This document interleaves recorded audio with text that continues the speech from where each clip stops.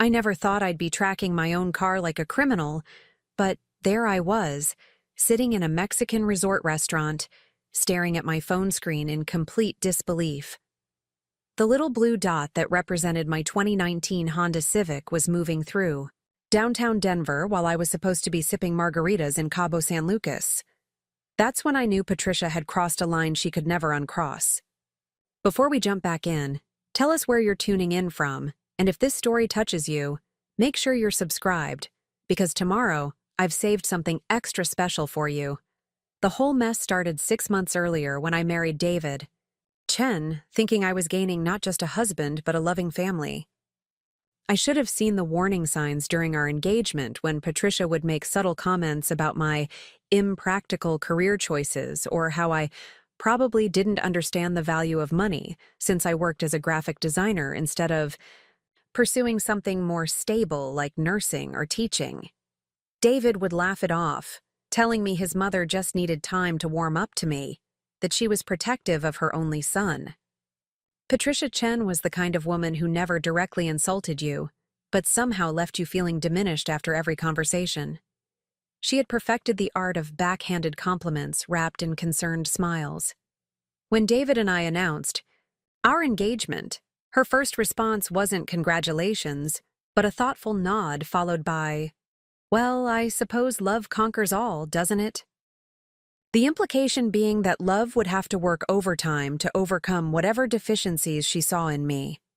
I was 28, working at a small design firm in Denver's Highlands neighborhood, living in a cozy apartment I decorated with vintage finds and my own artwork. My life wasn't glamorous, but it was mine.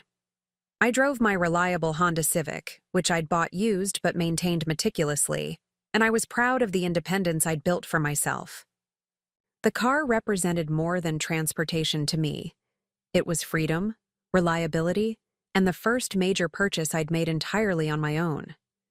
David worked in software development at a tech startup downtown, and we'd met at a coffee shop where I was sketching ideas for a client project. He'd approached me, genuinely curious about my work, and we'd ended up talking for 3 hours about design, technology, and our shared love of hiking Colorado's mountain trails. Unlike the men I'd dated before, David seemed to genuinely respect my career and creative ambitions. He never made me feel like I needed to apologize for choosing passion over a bigger paycheck. Our relationship developed naturally over 8 months of weekend adventures, quiet dinners, and long conversations about everything from sustainable design to our dreams of traveling the world together. David was kind, intelligent, and surprisingly, romantic for someone who spent his days writing code. When he proposed during a sunset hike at Garden of the Gods, I said yes without hesitation, genuinely believing I'd found my person. The wedding planning process revealed more of Patricia's true nature. She questioned every decision, from the venue choice to my dress selection, always with that same concerned expression that suggested I was making mistake after mistake. When I chose a simple ceremony at a local botanical garden instead of the country club she'd suggested, she sighed deeply and told David, "I just hope Sophia understands what she's giving up."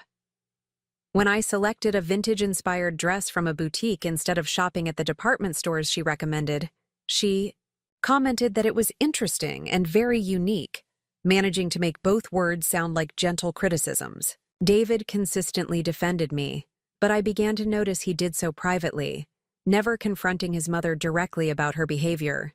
Instead, he'd apologize to me afterward, explaining that Patricia had high standards and just wanted the best for us. I started to realize that keeping peace in his family meant I was expected to absorb his mother's criticisms without complaint. The wedding itself was beautiful, despite Patricia's attempts to micromanage every detail. My parents, who had flown in from Phoenix, were warm and welcoming to David's family, which made Patricia's cool politeness toward them even more noticeable. During the reception, I overheard her telling David's aunt that she hoped marriage would help me mature and understand family priorities better. The comment stung, but I was determined not to let her negativity overshadow what should have been the happiest day of my life. After the wedding, David and I moved into a larger apartment in the same neighborhood where I'd been living. Patricia immediately began offering unsolicited advice about our living arrangements, suggesting we should consider buying a house in the suburbs where she lived, claiming the schools were better for when we started a family. The assumption that we'd automatically want children and that her opinion on where we should raise them mattered irritated me, but David seemed oblivious to the presumption. My Honda Civic became an unexpected source of tension.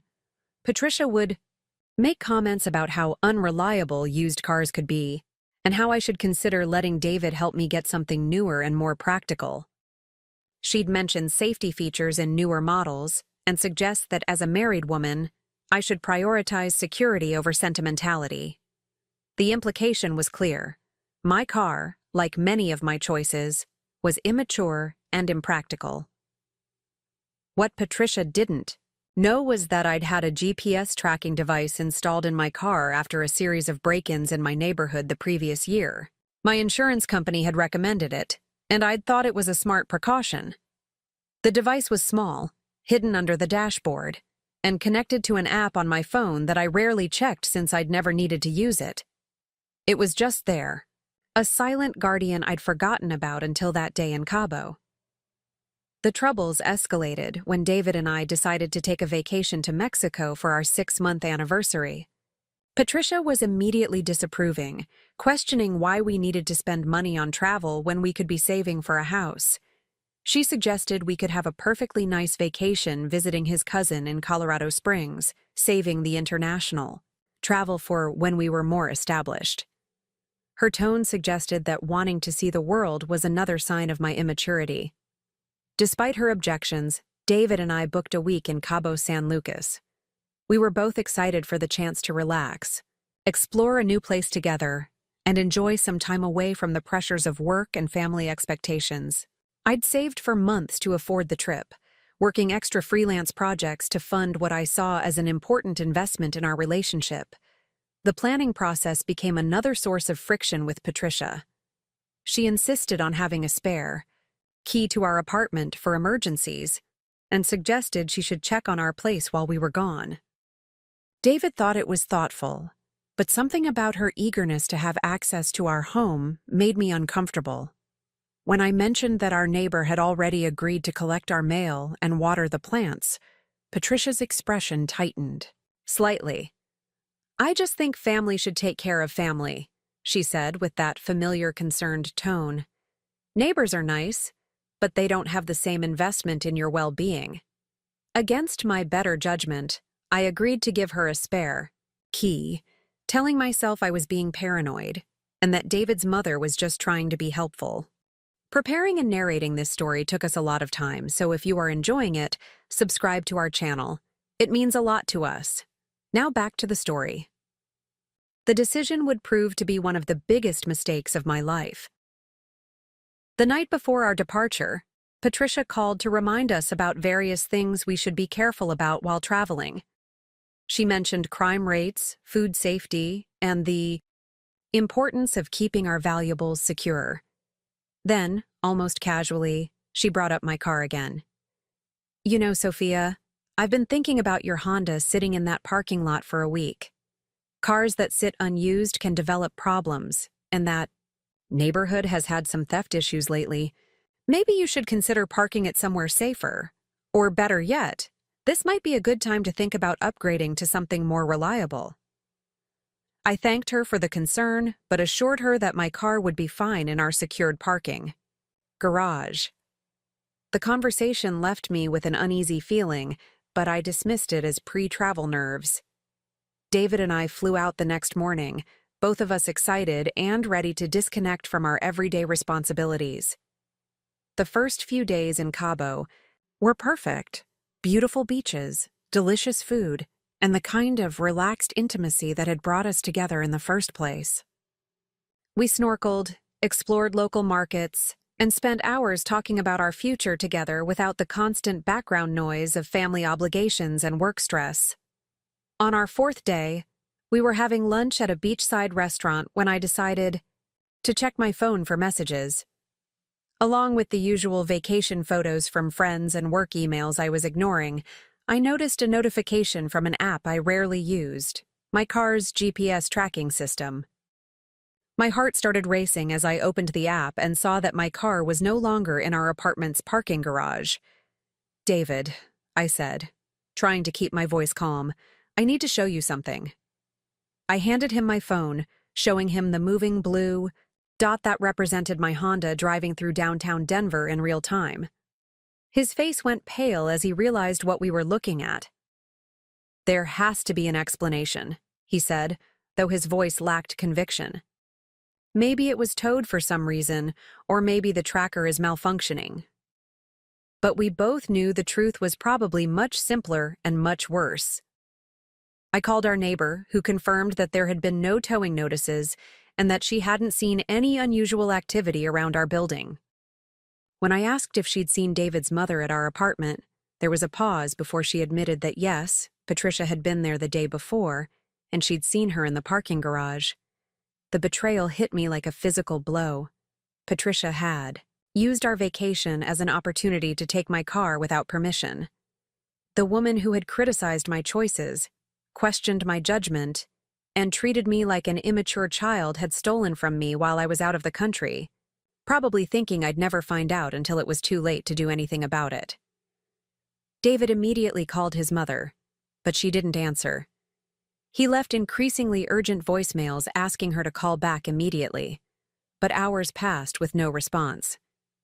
Meanwhile, I watched my car's location on the GPS app, feeling a growing sense of violation and rage as I realized the full scope of what Patricia had done.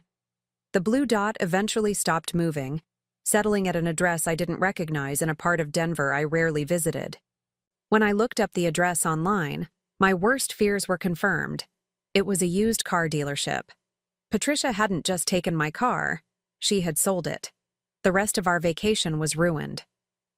Instead of enjoying our last few days in paradise, David and I spent hours on the phone trying to reach Patricia and figure out what legal recourse we might have. David was devastated, torn between loyalty to his mother and anger at what she'd done to me. I was furious, hurt, and beginning to realize that this wasn't just about a car.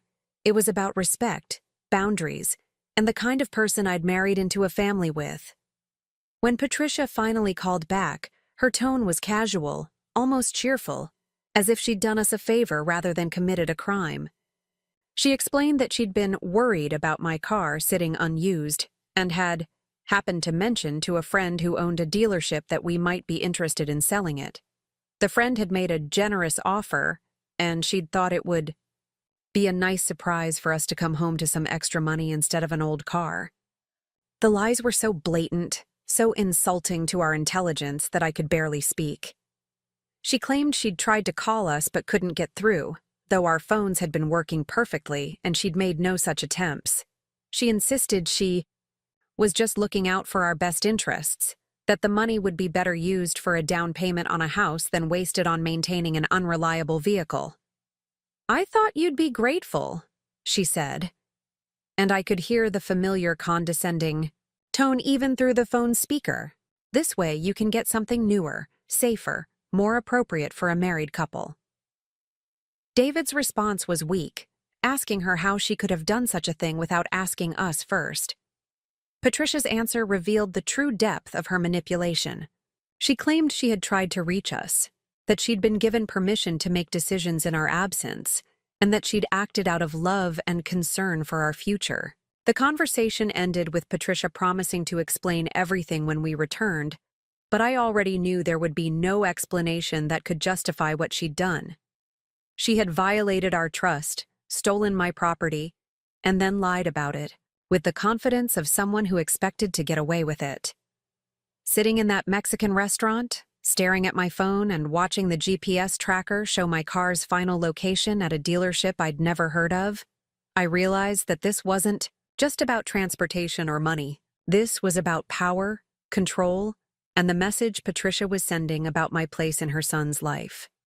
She had taken something that represented my independence and made a unilateral decision about my property as if I were a child who couldn't. be trusted to make my own choices. The betrayal cut deeper than I'd expected because it confirmed every subtle put-down, every concerned suggestion, every moment when I'd felt like Patricia was trying to diminish my agency in my own life. This wasn't an impulsive decision or a misunderstanding. It was a calculated power play designed to show me exactly how little my opinions and boundaries mattered to her. As our plane lifted off from Cabo 2 days later, I stared out the window, at the ocean below, and realized that everything was about to change. Patricia had made a choice that would define our relationship forever, and I was about to make some choices of my own. The flight back to Denver felt like the longest 7 hours of my life. David sat beside me, alternating between apologetic glances and staring blankly at the airline magazine he'd been flipping through for the past hour without reading. I could feel his internal struggle radiating off him like heat, but I was too raw to offer him comfort. My mind kept cycling through the same thoughts. How could she do this? How could he let her do this? And most importantly, what was I going to do about it? When we landed at Denver International Airport, I had 17 missed calls from Patricia and a series of increasingly frantic text messages. The first few were variations of, "Call me when you land, we need to talk." But by the final message, her tone had shifted to something more commanding. "Sophia, you're overreacting. Come to the house when you get back so we can discuss this like adults." The audacity of her demanding that I come to her house, as if I were a child being summoned to the principal's office, made my hands shake with rage. David read the messages over my shoulder and winced visibly. "She's really stepped in it this time," he muttered, which was probably the strongest criticism I'd ever heard him voice about his mother. Stepped in it? I turned to face him fully. "David, she stole my car. She didn't step in anything. She committed a crime." He ran his fingers through his hair, a nervous habit I'd grown to recognize over the months we'd been together. I know.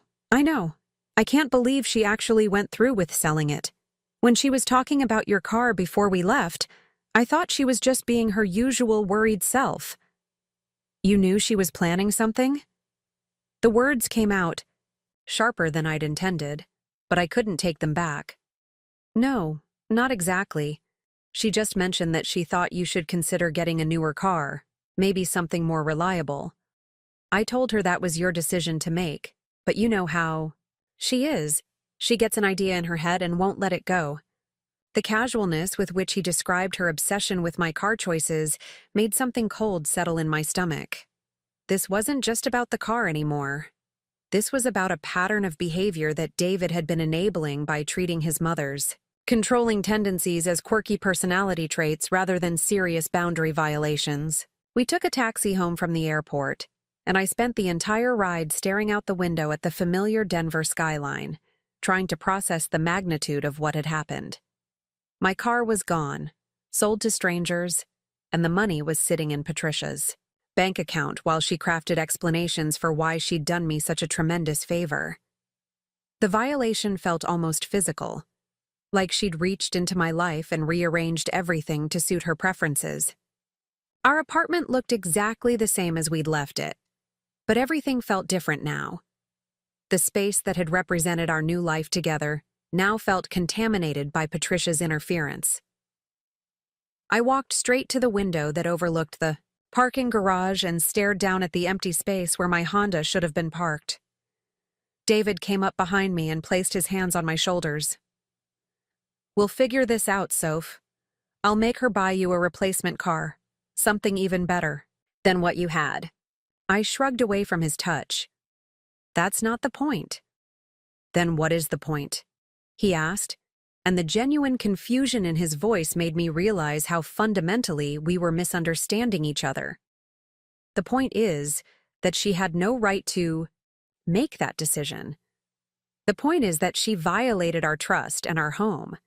The point is that she stole from me and then lied about it, and you're talking about it like it's a problem that can be solved by throwing money at it." David was quiet for a long moment, and I could practically hear the gears turning in his head as he tried to find a response that would somehow make this situation manageable. Finally, he said, "What do you want me to do, Sophia? She's my mother. I can't just cut her out of my life." "I'm not asking you to cut her out of your life. I'm asking you to acknowledge that what she did was wrong and to make sure it never happens again." "Of course it was wrong," he said quickly. "I never said it wasn't wrong, but she genuinely thought she was helping us. You know how she is about money and planning for the future. In her mind, she was probably thinking about how we could use that money for a house down payment or something practical. The fact that he was already making excuses for her, already trying to find ways to justify her behavior, made me realize that this conversation was going to be much harder than I'd anticipated.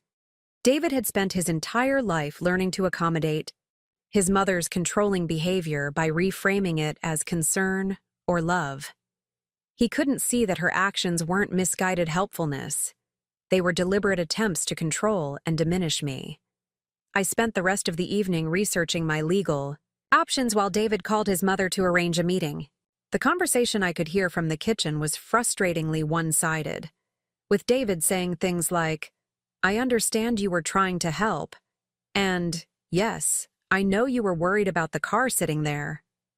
There was no anger in his voice, no demand for accountability, just the same patient tone he might use with a child who had broken something by accident.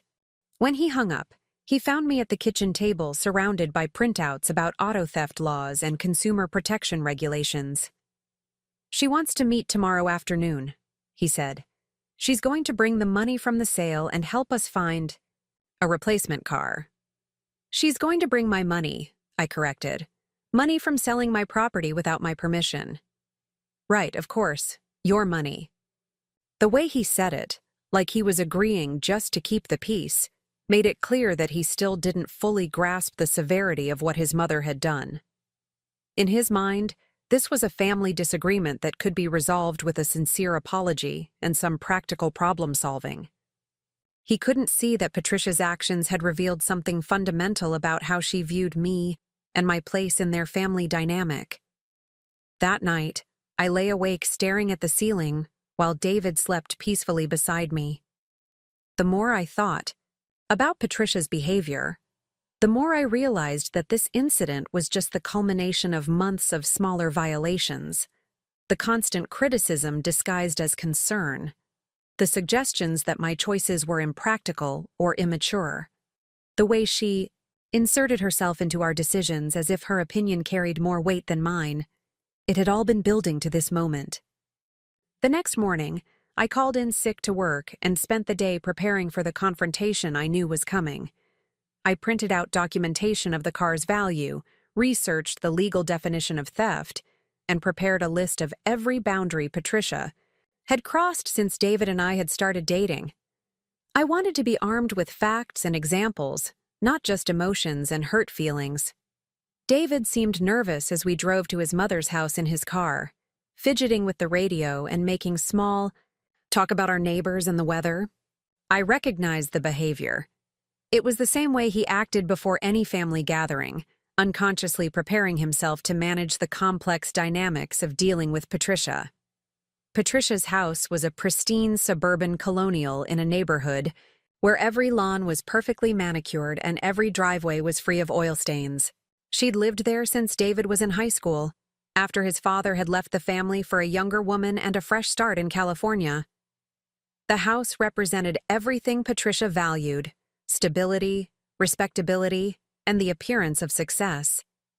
She answered the door wearing the same concerned expression she'd worn throughout our wedding planning, the one that suggested she was dealing with a situation that was unfortunate but manageable with the right approach. "Sophia, dear," she said, reaching out to hug me as if nothing had happened. "I'm so glad you're both home safely. How was the rest of your trip?" The casual tone, the implication that our vacation had been ruined by my overreaction rather than her criminal behavior, made my jaw clench. I stepped back from her attempted embrace and followed David into the living room, where Patricia had laid out coffee and pastries as if this were a social visit.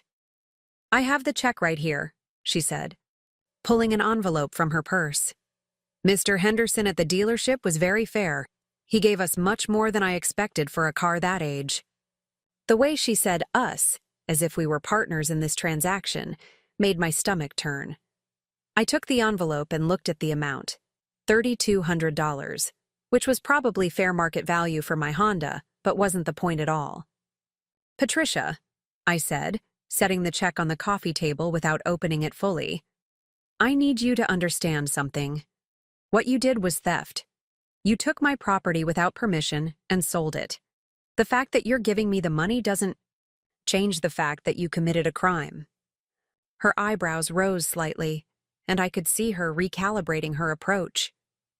The concerned grandmother routine wasn't working, so she was switching to something more direct. Sophia, I understand you're upset, but I really did think I was helping. That car was just sitting there, and I happened to mention to Mr. Henderson that young people today don't always understand the value of upgrading to something more reliable. When he made such a generous offer, I thought it would be a wonderful surprise for you both to come home to some extra money. The lies were so smooth, so practiced, that I realized she'd probably been rehearsing this explanation since the moment she'd signed the title transfer. But there was something else in her tone now, something that suggested she was getting tired of pretending to be apologetic. The problem is, I continued, you didn't have the right to make that decision. It wasn't your car to sell. Well, technically, dear, you're family now, and families help each other make smart financial decisions. The word technically hung in the air like a slap. She was suggesting that my marriage to David had somehow transferred ownership of my possessions to the family collective, with her as the final authority on what constituted smart decision-making. David shifted uncomfortably beside me. Mom, I think what Sophia is trying to say is that you should have asked first. Even if you thought it was a good idea, you should have called us. I tried to call, Patricia said, and I could hear the edge creeping into her voice. But you were unreachable, and I couldn't let such a good opportunity slip away.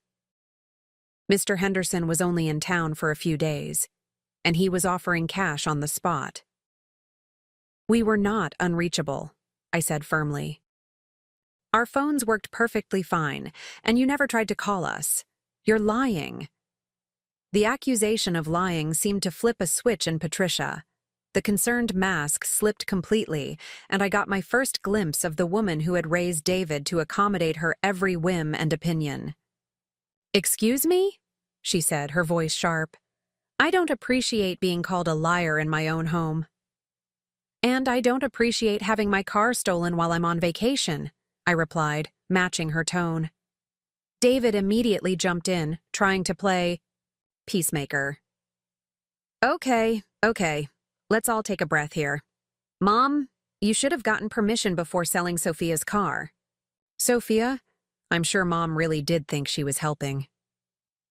But I was done with David's diplomatic approach. Patricia's behavior had shown me exactly what she thought of me and my place in this family, and I wasn't going to pretend otherwise anymore. No, David, I said, standing up from the couch. Your mother didn't think she was helping. She thought she could get away with stealing from me because she doesn't respect me or my decisions. She's been undermining me since the day we met, and this is just the most blatant example. Patricia's face flushed red. I have never undermined you, Sophia. I've tried to help you understand what it means to be part of this family, to think about the future instead of living like a college student forever. There it is, I said, feeling a strange sense of relief at finally hearing her honest opinion.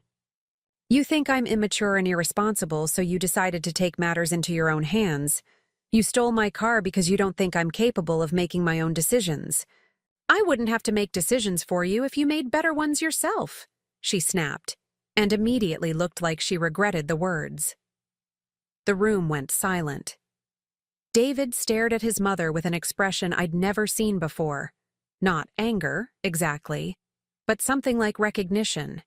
He was finally seeing what I'd been dealing with for months, the constant judgment and control that Patricia had disguised as maternal concern. "Mom," he said quietly, "that's not okay." "Oh, don't you start," Patricia said, turning her attention to her son.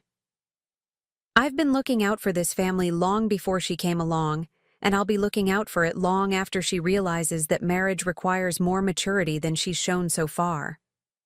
The implication that our marriage was temporary, that I was just a phase David would eventually outgrow, hit me like a physical blow. This wasn't just about the car or even about respect. This was about Patricia's fundamental belief that I wasn't good enough for her son and never would be. "Get out," I said, my voice surprisingly steady. "I want you to leave." "This is my house," Patricia replied, but there was uncertainty in her voice now. "Then we'll leave," I said, grabbing my purse and the check. "David, we're going." David looked between his mother and me, and I could see the moment when he realized he had to choose. For the first time in our relationship, his mother's behavior was so obviously wrong that he couldn't find a way to smooth it over or make excuses. "Mom," he said, standing up, "you owe Sophia an apology. A real one, not this defensive nonsense." "I don't owe her anything," Patricia said, but her voice was shaking now. "I'm the one who's been insulted and called a liar in my own home." "You are a liar," I said, no longer caring about being polite. "You lied about trying to call us. You lied about getting permission, and you're lying to yourself if you think what you did was anything other than theft motivated by your complete lack of respect for me." I walked toward the door, and after a moment's hesitation, David followed me. Patricia called after us, her voice high and strained, but I didn't turn around. I was done with her manipulation, done with her games, and done with being treated like an inconvenience in my own marriage. In the car, David was quiet for a long time. Finally, he said, "I'm sorry. I had no idea she felt that way about you." "Yes, you did," I replied, looking out the window at the perfectly manicured suburban landscape. "You've always known. You just chose to ignore it because it was easier than dealing with her." "That's not fair." "Isn't it? How many times has she criticized my job, my car, my apartment, my choices? How many times have you listened to her do it and said nothing?" David pulled into our apartment complex and turned off the engine, but neither of us moved to get out of the car. "What do you want me to do, Sophia? She's my mother. I can't just cut her out of my life." "I'm not asking you to cut her out of your life. I'm asking you to set boundaries. I'm asking you to make it clear that she can't treat me like this anymore." "And if she doesn't change?" The question hung in the air between us, and I realized that David was asking me to make a choice I wasn't ready to make. He was asking me to choose between his mother and our marriage, between my self-respect and my love for him. "I don't know," I said honestly. "But I know I can't keep living like this. I can't keep pretending that her behavior is normal or acceptable. And I can't keep being married to someone who won't defend me when his mother treats me like garbage." That night, I called my best friend Hannah, who had moved to Austin the previous year for a job at a tech startup. I told her everything: the car, the confrontation, David's inability to stand up to his mother, and my growing realization that this marriage might not survive the fundamental differences in how we viewed family loyalty and respect. "Come visit me," Hannah said without hesitation. "Take some time to think about what you want to do next. Austin's great, and I have a guest room with your name on it." The invitation felt like a lifeline, a chance to step outside the situation and gain some perspective. I looked around our apartment, at the life David and I had built together, and wondered if it was worth fighting for, or if Patricia's theft had simply revealed cracks that had been there all along. David found me packing a suitcase the next morning. He didn't ask where I was going.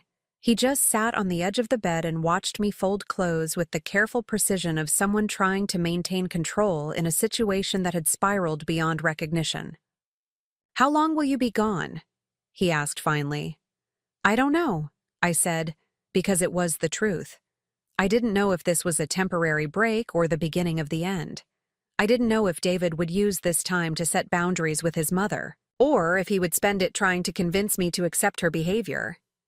I didn't know anything except that I needed space to figure out who I was outside of this marriage and this family dynamic. "I love you," he said as I zipped up my suitcase. "I know," I replied. But sometimes love isn't enough. The drive from Denver to Austin stretched across 12 hours of highway that felt like a tunnel through my old life into something completely unknown. I'd loaded everything I thought I might need into David's car, since mine was sitting on some stranger's driveway thanks to Patricia's intervention. The irony of having to borrow my husband's vehicle to escape the situation his mother had created wasn't lost on me. Hannah had texted me the address of her apartment complex and instructions for finding the spare key, along with a message that simply said, "Drive safe, everything else can wait." Her understanding without needing explanations reminded me of what real friendship looked like, what it felt like to have someone in your corner without conditions or judgments. I stopped for gas in Amarillo as the sun was setting, painting the Texas sky in shades of orange and pink that seemed impossibly vast after Denver's mountain-framed horizons. Standing beside the car at the gas pump, breathing in the dry desert air, I felt something I hadn't experienced in months. The possibility of starting over. It was terrifying and exhilarating at the same time. Austin greeted me with traffic that made Denver's rush hour look quaint, but there was an energy to the city that I could feel even through my exhaustion. The music scene, the food trucks, the creative community that Hannah had described in her phone calls. It all seemed to pulse with a vitality that made me realize how stagnant my life in Denver had become. Hannah's apartment was in South Austin, in a complex surrounded by live oaks and food trailers that stayed open late for the musicians and artists who kept the city's creative heart beating. She was waiting for me in the parking lot when I pulled up, having tracked my location through our shared app. And the sight of her familiar face made me cry for the first time since leaving Denver. "Okay, here's the deal," she said after we'd gotten my bags inside and I'd collapsed onto her couch with a beer. "You can stay as long as you need to, no questions asked. You can talk about what happened, or you can pretend it never existed. You can job hunt, or you can spend 3 weeks eating tacos and figuring out your life. Whatever you need." The unconditional support was such a stark contrast to the conditional acceptance I'd been living with that it took me a moment to find my voice. "I don't even know where to start," I admitted. "Then don't start anywhere. Just be here for now." For the first week, I did exactly that. I slept late, explored Hannah's neighborhood, and slowly began to decompress from the constant state of tension I'd been living in without realizing it. Hannah worked from home as a UX designer for a sustainable technology company, and I found myself fascinated by her projects and the creative energy that surrounded her work environment. David called every day, conversations that grew increasingly strained as it became clear we were both waiting for the other to make the first move toward reconciliation. He'd had another conversation with his mother, he told me, and she was willing to apologize if I was willing to meet her halfway on understanding her perspective. "What does that even mean?" I asked during one particularly frustrating phone call. "I think she wants you to acknowledge that she was trying to help, even if she went about it the wrong way." The suggestion that I should apologize for my reaction to being robbed made it clear that David still didn't understand the fundamental issue. His mother hadn't made a mistake. She had made a choice to disrespect me, and she would continue making that choice until someone forced her to face consequences. "I'm not apologizing for being angry about having my car stolen," I said firmly. "She didn't steal it, Sophia. She sold it and gave you the money." The fact that David could still frame his mother's actions as anything other than theft told me everything I needed to know about where his loyalties lay. Our conversations became shorter and less frequent as the days passed. Meanwhile, Austin was working its magic on me in ways I hadn't expected.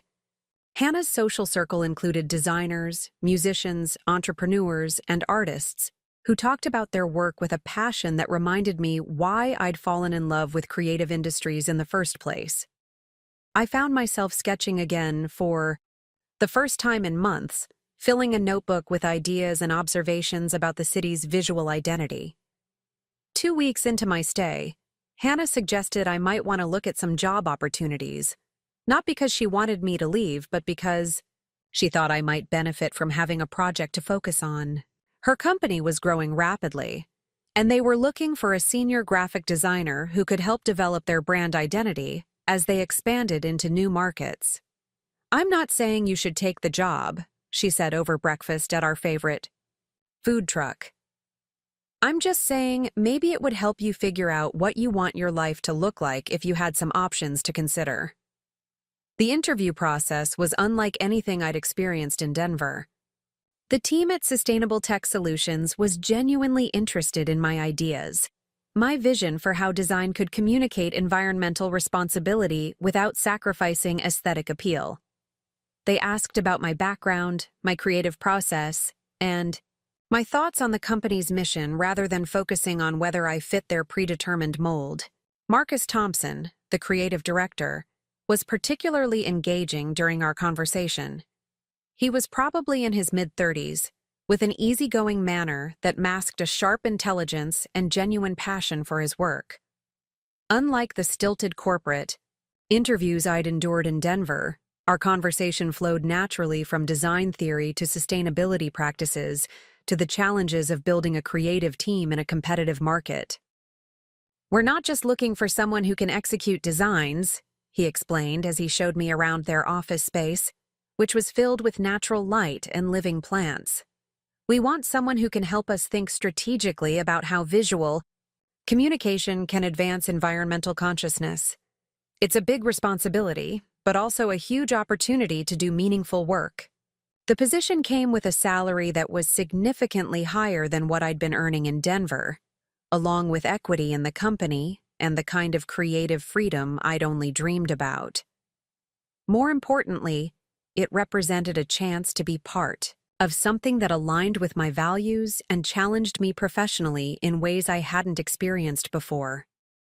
I asked for a week to consider the offer, though I was already beginning to imagine what my life might look like if I stayed in Austin permanently.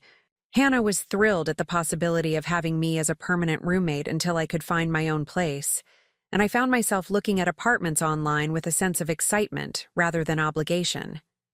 The conversation with David about the job offer was the most difficult we'd had since I'd left Denver. "You're talking about moving to Austin permanently," he said, his voice flat. "I'm talking about considering an amazing job opportunity. What about us? What about our marriage?" The question hung in the air between us, transmitted across hundreds of miles of highway and weeks of growing distance. I realized that I'd been avoiding asking myself the same question, partly because I was afraid of the answer. "I don't know, David. What about our marriage? Are you going to set boundaries with your mother? Are you going to make it clear that she can't treat me the way she did ever again?" "I've been trying to work with her, to help her understand." "That's not what I asked. I asked if you're going to set boundaries. I asked if you're going to choose your wife over your mother when she's clearly in the wrong." The silence stretched, long enough that I thought the call might have dropped. "It's not that simple," he finally said. "Actually, it is that simple. Your mother stole from me, lied about it, and then blamed me for being upset. Either you think that's acceptable, or you don't. Either you're willing to tell her it's unacceptable, or you're not. She's family, Sophia. So am I, or at least I thought I was." That night, I called the company and accepted the position. Marcus was delighted, and we spent an hour on the phone discussing start dates, project priorities, and his vision for expanding the creative team. His enthusiasm for the work was infectious, and I found myself looking forward to the challenges, ahead with an excitement I hadn't felt about work in years. Hannah opened a bottle of champagne when I told her about my decision, and we sat on her balcony overlooking the Austin skyline, talking about apartment hunting and the creative projects I'd be working on. "Are you scared?" she asked as we watched the city lights twinkle below us.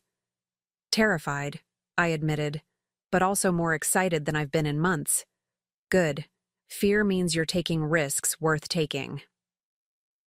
The next morning, I started looking for apartments in earnest. Austin's rental market was competitive, but I found a small one-bedroom in a complex not far from Hannah's place, with big windows and enough space for a home office where I could work on freelance projects. The lease required a substantial deposit, which I could cover thanks to the money from my stolen car. Another irony that wasn't lost on me. My first day at Sustainable Tech Solutions felt like stepping into a world where my ideas and expertise were genuinely valued.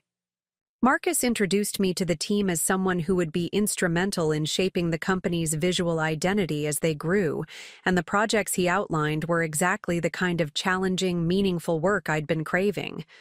The company was developing a new line of solar panel systems for residential use, and they needed a complete brand identity that would communicate both technological sophistication and environmental responsibility. It was the kind of project that would require months of research, strategy development, and creative execution.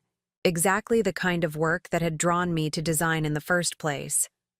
"We want to change how people think about renewable energy," Marcus explained during our first strategy meeting. "Right now, solar panels are seen as either expensive luxury items or ugly necessities. We want to create a brand that makes them desirable, aspirational, something people are excited to have on their homes." The challenge was enormous and exciting. I threw myself into research, studying everything from Tesla's design philosophy to Scandinavian minimalism to the visual language of environmental movements.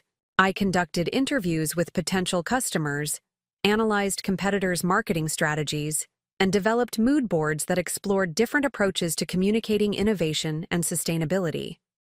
Working with Marcus was unlike any professional relationship I'd had before. He pushed me to think bigger, to consider the broader implications of every design decision, but he also trusted my instincts and gave me the freedom to explore ideas that might not work. Our creative sessions often stretched late into the evening, fueled by coffee and the kind of intellectual excitement that made time disappear. "You have a gift for making complex ideas feel accessible," he told me one evening as we reviewed logo concepts. "That's exactly what this company needs as we grow." The compliment meant more to me than he probably realized. After months of having my judgment questioned and my capabilities diminished, working with someone who appreciated my skills and challenged me to grow felt like coming back to life. 3 weeks into the job, I was walking back to my apartment after a particularly productive day when my phone rang. David's number appeared on the screen, and I almost didn't answer.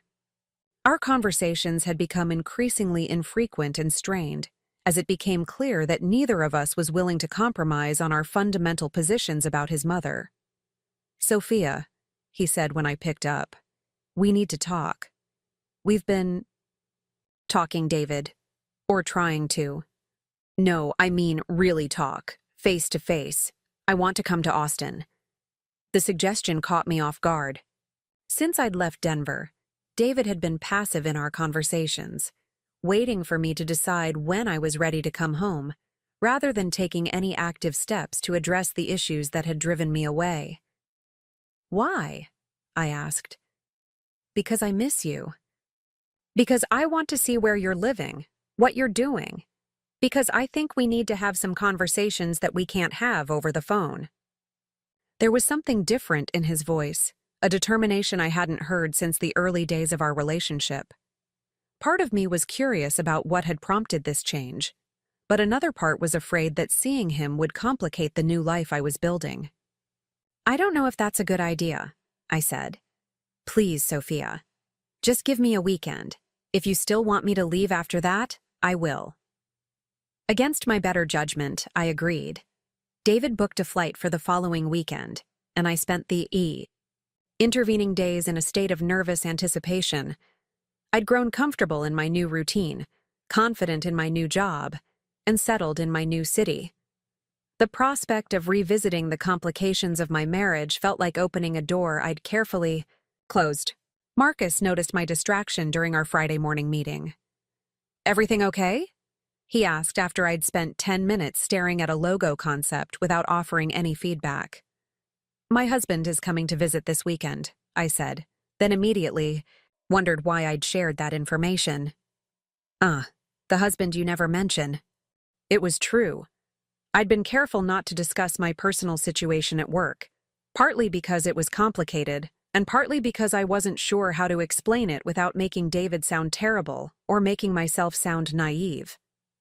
"It's complicated," I said.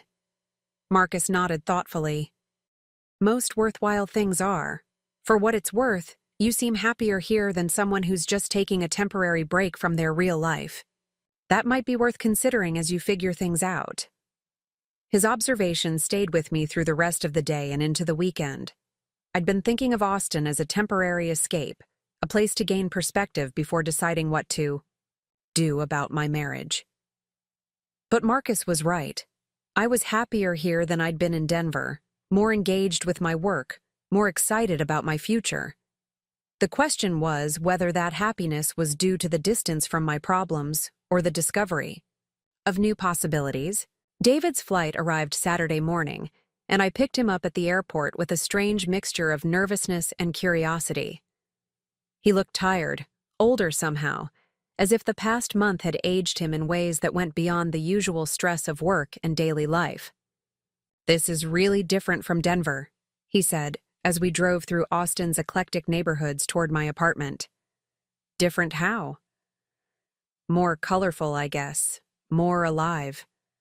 I showed him around my neighborhood, introduced him to my favorite food trucks, and tried to see the city through his eyes. He was polite, interested, asking appropriate questions about my job and my living situation, but there was a distance between us that hadn't been there before, a formality that made conversation feel forced. That evening, we went to dinner at a restaurant Hannah had recommended, and David finally brought up the subject we'd both been avoiding. "I had another conversation with my mother," he said over appetizers. "Oh?" I told her that what she did was unforgivable, and that if she wanted any kind of relationship with us going forward, she needed to acknowledge that and apologize sincerely. The words should have made me happy, but something in his tone suggested there was more to the story. And she said she'd rather have no relationship with me than apologize for trying to help her family make better financial decisions. The revelation hit me like a physical blow. Patricia had chosen her pride over her relationship with her son, rather than admit she'd been wrong. But more than that, David's willingness to deliver that ultimatum suggested he'd finally understood the magnitude of what his mother had done. "I'm sorry," I said, and meant it. Despite everything Patricia had put me through, I knew that losing his mother's approval would be devastating for David. "Are you?" he asked, studying my face carefully. "Of course I am. I never wanted you to lose your relationship with her. I just wanted her to respect me." "But you're not coming back, are you?" The question I'd been dreading hung in the air, between us. Looking at David across the table, seeing the hope and fear in his eyes, I realized that my decision had been made weeks ago. I'd just been afraid to acknowledge it. The silence stretched between David and me like a chasm that had been widening for weeks without either of us wanting to acknowledge it. Around us, the restaurant hummed with the easy conversations of couples who weren't dissecting the remains of their marriage over shared appetizers. I watched David's face as he waited for my answer, seeing the man I'd fallen in love with underneath the exhaustion and disappointment that had become his default expression. "No," I said finally, the word coming out softer than I'd intended, but with absolute certainty. "I'm not coming back to Denver." He nodded slowly, as if he'd been expecting that answer but hoping he was wrong. "Because of my mother. Because of everything. Your mother, yes, but also because I've found something here that I didn't even know I was missing." David pushed his food around his plate without eating, a nervous habit I'd noticed during difficult conversations throughout our relationship. What happens to us? The question deserved honesty, even if the truth was going to hurt both of us. I don't know. I love you, David, but I can't go back to being the person I was in Denver. I can't go back to walking on eggshells around your mother and pretending that her behavior is normal. And I can't ask you to move here and leave your entire life behind just because I've found mine. Maybe I want to leave my life behind, he said quietly. The suggestion caught me off guard. Throughout our relationship, David had been the stable one, the planner who thought 5 years ahead and made careful decisions based on practical considerations. The idea of him making an impulsive life change seemed completely out of character. Do you? Or do you just want me to come back? He was quiet for a long moment, considering the question seriously. I don't know. All I know is that I miss you. And I hate the way things ended with my mother, and I feel like I'm living someone else's life back in Denver. The admission revealed more vulnerability than David had shown in months, but I could also hear the uncertainty underneath his words. He wasn't ready to make a dramatic change. He was just desperate to find a solution that would put his life back together the way it had been before. What would you do here? I asked gently. Your job, your friends, your whole support system is in Denver. I could find work. Software developers are needed everywhere. And then what? We'd both be starting over, but we'd still have all the same fundamental problems we had before. The way you handle conflict, the way I handle independence, those things don't change just because we change zip codes. David set down his fork and looked directly at me for the first time since we'd sat down. What are you saying? I'm saying that maybe we got married for the wrong reasons. Maybe we were in love with the idea of being together more than we were compatible for actually building a life together. The words felt like betrayal, even as I spoke them, but they also felt true in a way that made my chest ache. David and I had fallen in love during the honeymoon phase of our relationship, when our differences seemed charming rather than problematic. We'd gotten married without really testing whether we could handle the everyday stresses and compromises that real partnership required. You don't mean that, he said, but his voice lacked conviction. I think I do, and I think you know it too, or you wouldn't have spent our entire marriage trying to manage the situation with your mother, instead of addressing it directly. David was quiet for the rest of dinner, and we drove back to my apartment in uncomfortable silence. He was staying at a hotel downtown, but I'd offered to show him more of the city the next day, partly out of politeness and partly because I wasn't ready for our conversation to be over. That night, I lay awake thinking about the life David and I had built together and the life I was building without him. The contrast was stark in ways I hadn't fully appreciated until I'd articulated them aloud. In Denver, I'd been constantly adapting myself to fit into David's family dynamic, moderating my opinions and reactions to keep peace. In Austin, I was free to be completely myself, to pursue work that excited me and relationships that energized, rather than drained me. The next morning, I took David on a tour of South Austin, showing him the food trucks and music venues that had become part of my regular routine. We stopped by the office so I could pick up some files I'd forgotten, and I introduced him to Marcus and a few other colleagues who happened to be working on the weekend. Impressive setup, David said as we walked back to the car. Very different from the corporate places in Denver. It's more collaborative here, less hierarchical, and your boss seems nice. There was something in his tone that made me look at him more carefully. Marcus is a good colleague and a talented creative. Director, just colleagues?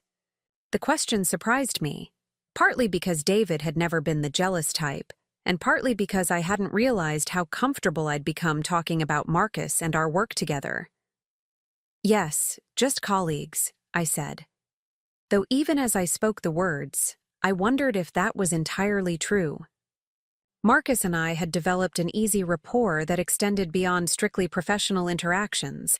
and I'd found myself looking forward to our meetings and creative sessions in ways that had nothing to do with career advancement.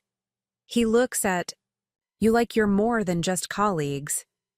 David's observation made me uncomfortable because it forced me to examine feelings I'd been carefully avoiding.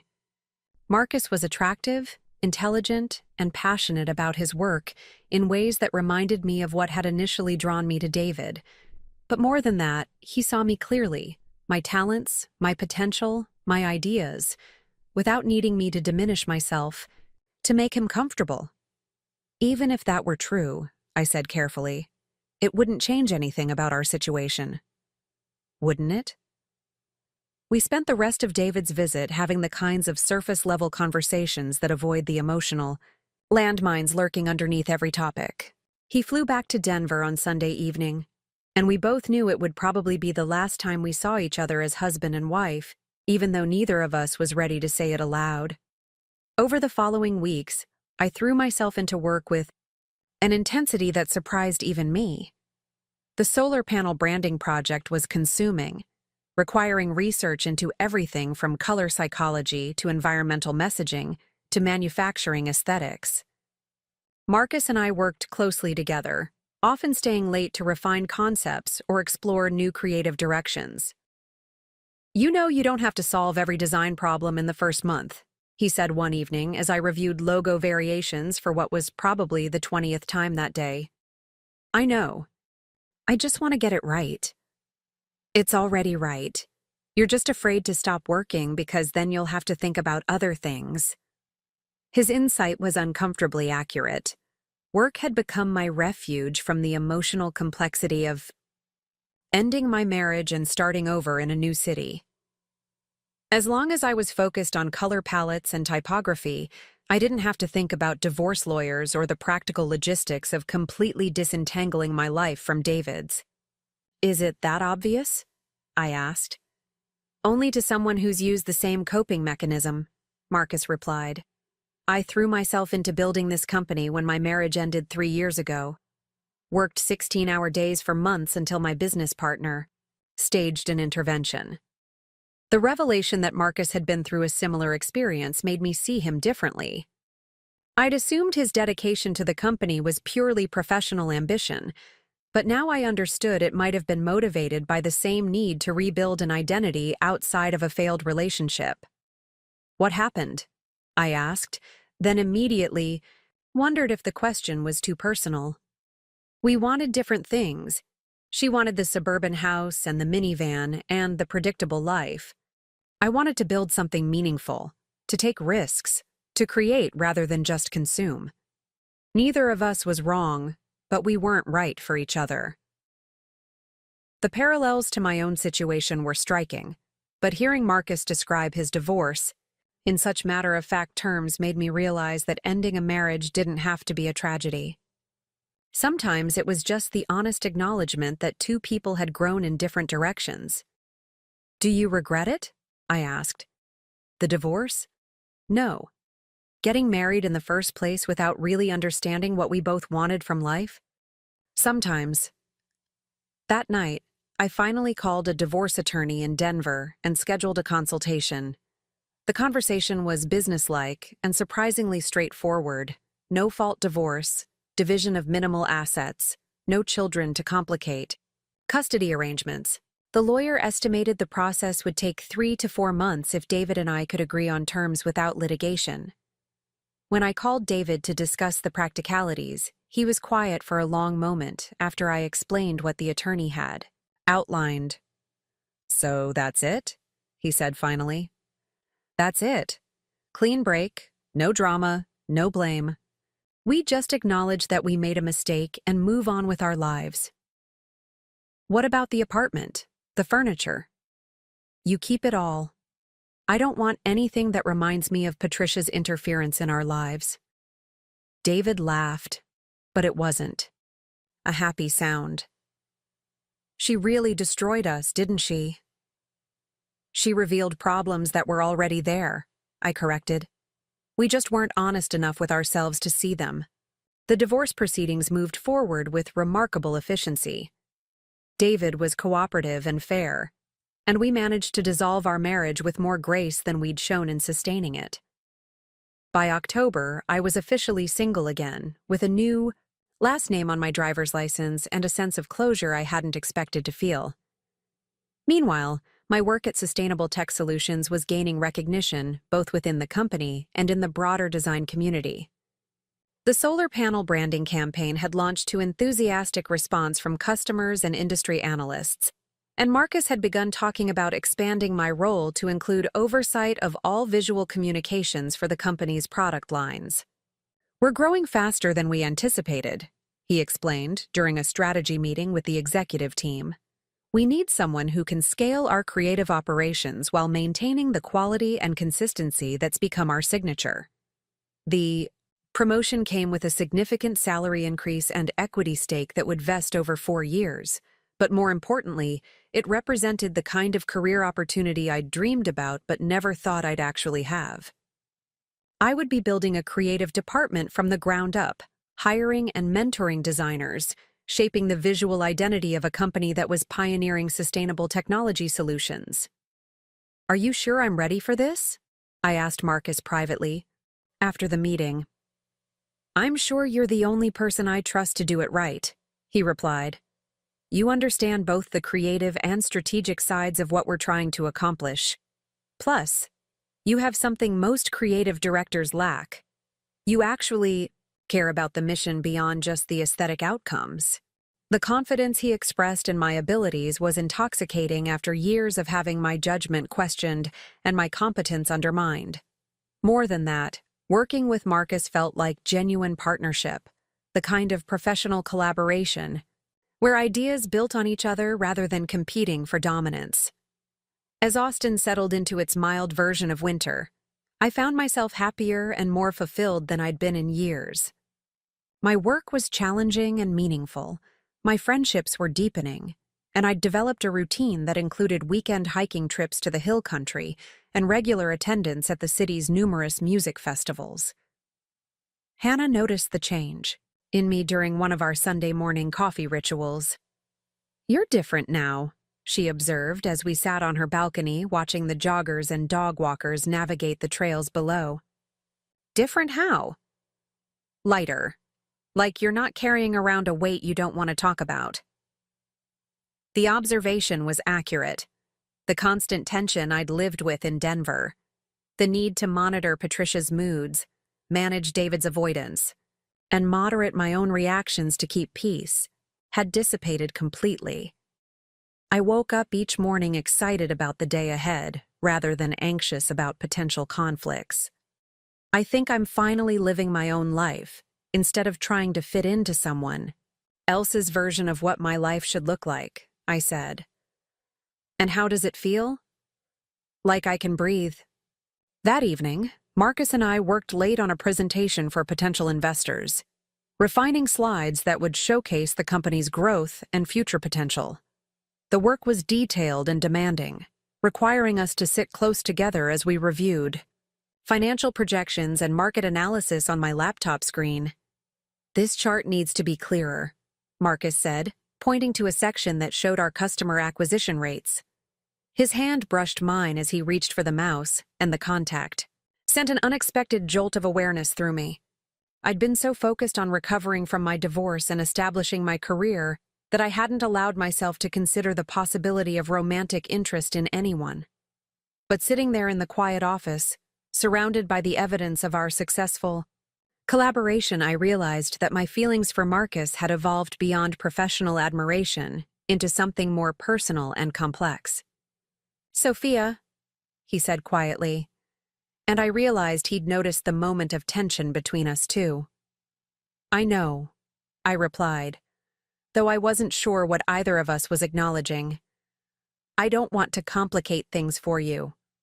I know you're still figuring out your life after the divorce." The consideration he showed for my emotional state, his willingness to prioritize my well-being over his own interests, made me understand why I'd grown to care for him so deeply. Marcus wasn't pushing for anything I wasn't ready to give, wasn't trying to rush me into decisions I might regret. "What if I'm ready for some complications?" I asked, surprising myself with my directness. He studied my face carefully, and I could see him weighing the potential consequences of crossing the line from colleagues to something more personal. "Are you sure?" Instead of answering with words, I leaned forward and kissed him, a gentle exploration that confirmed what I'd been suspiciously avoiding for weeks. The attraction was mutual, the connection was real, and the timing felt right in ways that my relationship with David never had. When we broke apart, Marcus smiled in a way that transformed his entire face. "I've been wanting to do that for months," he admitted. "Why didn't you?" "Because you needed to choose Austin for Austin, not because of me. You needed to know you could build a life here that was entirely your own." The insight revealed how well Marcus understood both my situation and my personality. He'd watched me rebuild my confidence and establish my independence without trying to insert himself into the process. He'd supported my professional growth and respected my emotional boundaries while making it clear that he valued me as both a colleague and a person. "And now?" I asked. "Now I'd like to see if we can build something together that's even better than what we've created separately." The conversation felt like the beginning of something entirely new, a relationship built on mutual respect and shared values rather than convenience or compromise. As we packed up our work and prepared to leave the office, I realized that Patricia's theft of my car had set in motion a chain of events that had led me to exactly where I needed to be. Walking to our cars in the parking garage, Marcus took my hand with a naturalness that suggested this transition from colleagues to something more was long overdue. The simple gesture felt like a promise of possibilities I was finally ready to explore. "Dinner tomorrow?" he asked as we reached my car. "I'd like that." As I drove home through Austin's tree-lined streets, I thought about the journey that had brought me to this moment. A year ago, I'd been living a life that looked successful from the outside, but felt increasingly constrained and diminishing. Patricia's betrayal had forced me to confront truths about my marriage and my own priorities that I might have avoided indefinitely. Now I was building a career that challenged and fulfilled me, living in a city that energized rather than drained me, and beginning to explore a relationship with someone who saw my potential rather than my limitations. The transformation felt so complete that I could barely recognize the woman who had sat in that Mexican restaurant, staring at her phone in disbelief as she watched her car being stolen. The irony wasn't lost on me that Patricia's attempt to control and diminish me had actually liberated me from a life that was never truly mine. Her cruelty had been the catalyst for discovering my own strength. Her manipulation had forced me to establish boundaries I'd been too afraid to set, and her theft had given me the freedom to start over completely. As I pulled into my apartment complex, I felt a deep sense of gratitude, not for Patricia, but for the resilience I'd discovered within myself, and the courage I'd found to build a life that reflected my values rather than other people's expectations. 2 years had passed since I'd left Denver with nothing but a suitcase and a broken heart, and the transformation felt so complete that sometimes I barely recognized my old life. Austin had become home in ways Denver never had, with its creative energy and genuine community of people who valued authenticity over appearances.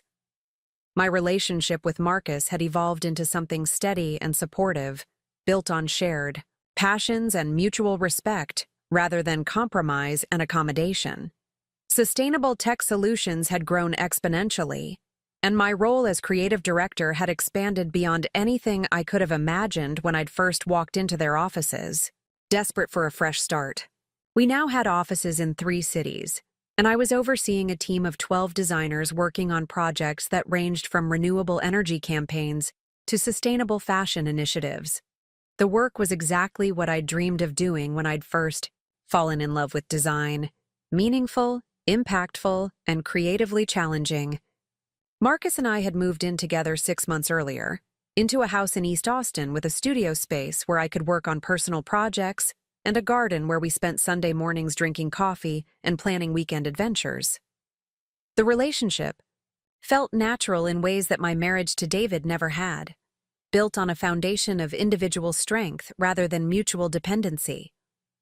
I thought about Denver rarely now, and when I did, it was with the detached curiosity of someone remembering a previous version of themselves. David and I had maintained minimal contact after the divorce was finalized, exchanging occasional texts about tax documents or forwarded mail, but our lives had diverged so completely that we might as well have been strangers who had once known each other briefly. That's why the email from Hannah surprised me so much when it arrived on a Tuesday morning in March.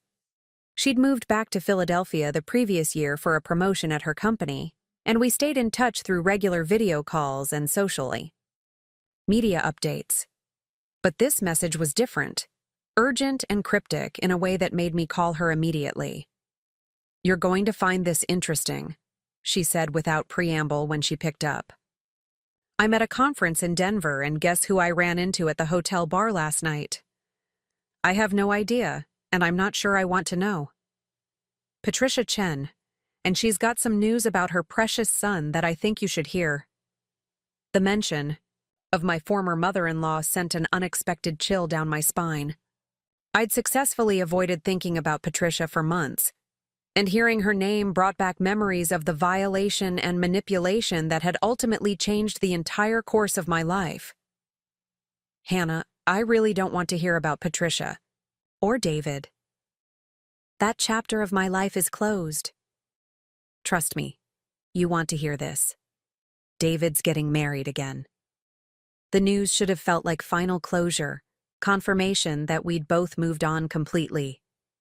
Instead, it stirred up something complicated and uncomfortable, not jealousy exactly, but a strange mixture of curiosity and concern. "Good for him," I said, trying to sound indifferent. "To his mother's housekeeper." That information stopped me cold. Patricia had employed the same woman, Maria, to clean her house for over a decade. She was probably in her early 40s, a quiet, hard-working single mother who had always treated me with more warmth and respect than Patricia ever had. "That's unexpected," I said carefully. "It gets better. Apparently, Patricia is furious about it. She's been trying to break them up for months, and when that didn't work, she started spreading rumors about Maria around their social circle. But here's the really interesting part. David finally stood up to her. I found myself genuinely curious despite my intention to stay detached from Denver drama. The David I'd known had never been capable of defying his mother directly, preferring to manage conflicts through avoidance and diplomatic compromise. What did he do? He told Patricia that if she couldn't treat Maria with respect, she wouldn't be welcome at their wedding or in their lives afterward. And when she called his bluff, assuming he'd back down like always, he actually followed through. They haven't spoken in 6 months. The irony wasn't lost on me. David had finally found the backbone to set boundaries with his mother, but it had taken falling in love with someone else to give him the motivation to do it. I wondered if Maria knew how lucky she was to be dating the version of David who had learned to prioritize his partner over his mother's approval. "Why are you telling me this?" I asked. Because Patricia spent 20 minutes last night complaining to anyone who would listen about how her son had been ruined by ungrateful women who didn't understand family loyalty. She's completely rewritten history to make herself the victim in all of this. The revelation didn't surprise me. Patricia had always been skilled at crafting narratives that painted her as the misunderstood martyr, the devoted mother whose sacrifices went unappreciated by selfish children and their unsuitable partners. That's exactly what I would expect from her. But here's the thing that I think you need to know. She's apparently been telling people that you ran off to Austin with some man you were having an affair with while you were married to David. She's been painting you as the cheater who destroyed her family. The accusation hit me like a physical blow, not because I believed it mattered what Patricia said about me, but because the lie was so deliberately cruel and so completely fabricated. She was rewriting our entire history to make me the villain. and herself the innocent victim of my selfishness. "That's ridiculous," I said. But even as I spoke, I could feel anger building in my chest. I know it's ridiculous, and anyone with half a brain would know it's ridiculous. But she's been spreading this story for 2 years now, and some people believe it. She's poisoned your reputation with people who knew you in Denver. The unfairness of it was breathtaking. Patricia had stolen from me, manipulated my marriage, and driven me out of the city, and now she was telling lies about my character to justify her own behavior. The fact that people might actually believe her version of events made me furious in ways I hadn't expected. "What do you want me to do about it?" I asked Hannah. "I live in Austin now. I have a new life. What Patricia says about me in Denver doesn't affect anything that actually matters. Maybe not directly, but don't you want to set the record straight? Don't you want people to know the truth about what really happened?" The question forced me to examine my own motivations. Part of me wanted to stay above the fray, to maintain the dignified silence I'd chosen when I left Denver. But another part of me was tired of letting Patricia control the narrative, tired of her facing no consequences for her actions while I was painted as the villain in her version of events. What would be the point? Anyone who really knew me wouldn't believe her lies anyway. The point would be justice.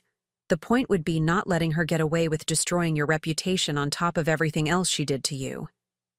That evening, I told Marcus about Hannah's call and Patricia's campaign of character assassination. His reaction was immediate and protective. "That's defamation," he said. "You could sue her for spreading false information that damages your reputation." In theory, yes. In practice, it would be expensive and time-consuming, and it might just give her lies more attention than they deserve. "So you're just going to let her get away with it?" The question echoed Hannah's challenge, and I realized that my reluctance to respond wasn't entirely about taking the high road. Part of it was fear of reopening old wounds, fear of giving Patricia more power to hurt me, fear of being dragged back into drama I'd worked so hard to escape. "I don't know," I admitted. "I need to think about it."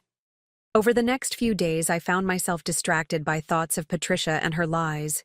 The work that usually consumed my attention felt secondary to the growing sense that I needed to do something to reclaim my own story.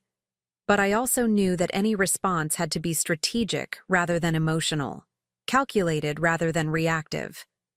The solution came to me during a brainstorming session with my team about a new campaign for electric vehicle charging stations. We were discussing the importance of authentic storytelling in building brand trust, when I realized that the same principles applied to personal reputation. The most powerful way to counter false narratives wasn't to engage in arguments or denials. It was to tell a better, truer story. That weekend, I started working on something I'd never attempted before: a comprehensive blog post about my experience with emotional abuse and manipulation within families. I didn't name Patricia or David or provide specific details that would identify them, but I told my story honestly. The gradual erosion of boundaries, the constant criticism disguised as concern, the theft that had finally forced me to recognize the pattern of control and disrespect. More importantly, I wrote about the recovery process, the journey of rebuilding confidence and establishing independence, the discovery of what healthy relationships actually looked like. I wrote about the professional success I'd found when I was finally free to pursue my own goals, the personal happiness I'd discovered when I stopped trying to accommodate other people's dysfunction. The post was long, nearly 3,000 words, but every sentence felt necessary. When I finished, I had created something that was simultaneously a refutation of Patricia's lies and a resource for other people who might be struggling with similar situations. Marcus read the draft and was quiet for a long time afterward. "This is powerful," he said finally. "But are you sure you want to put it out there? Once it's published, you can't take it back." "I'm sure. Patricia has been controlling the narrative about my life for 2 years. It's time for me to tell my own story.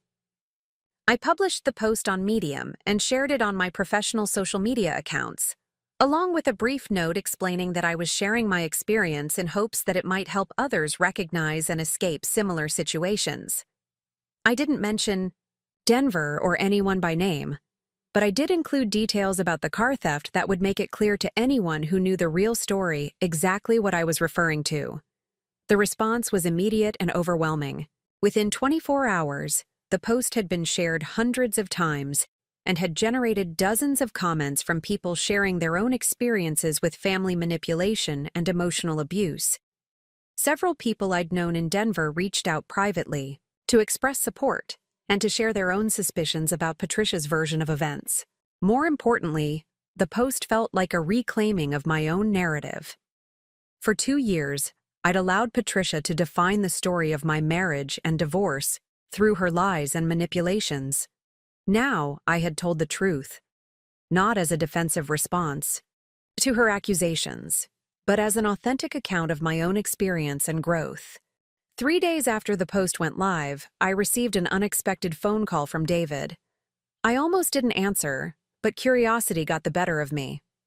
"Sophia," he said when I picked up, "I saw your blog post." "David, congratulations on your engagement.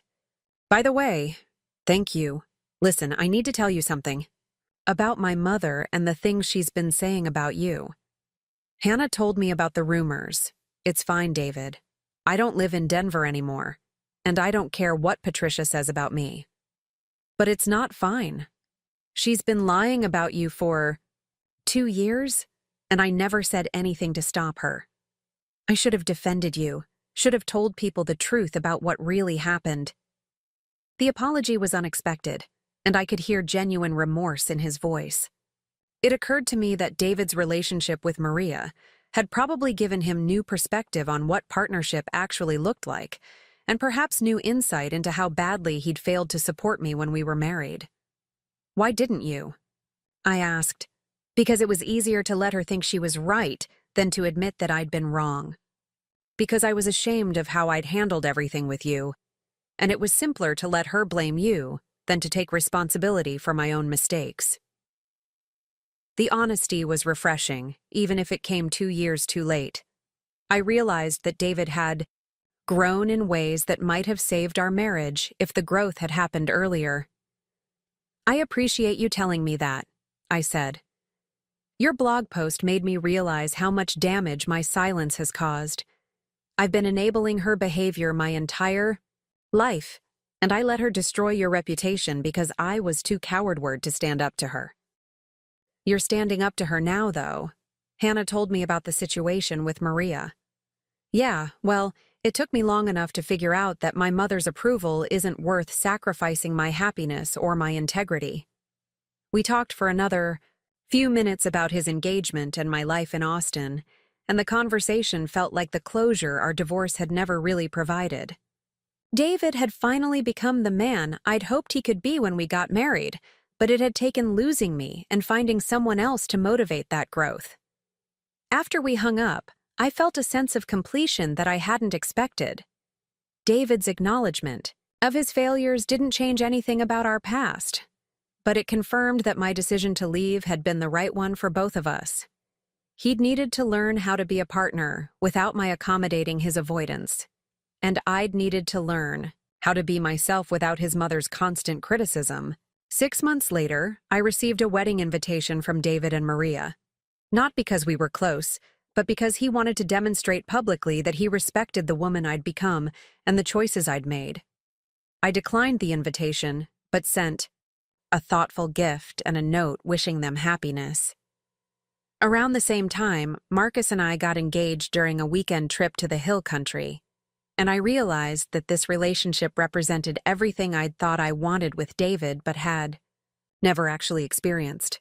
Marcus proposed not because we needed to prove our commitment to skeptical family members, but because we wanted to celebrate a partnership that had already proven itself through challenges and growth. As I looked at the ring on my finger and thought about the life Marcus and I were building together, I felt a deep sense of gratitude for the journey that had brought me to this point. Patricia's cruelty had been the catalyst for discovering my own strength. Her manipulation had forced me to establish boundaries I'd been too afraid to set, and her theft had given me the freedom to start over completely.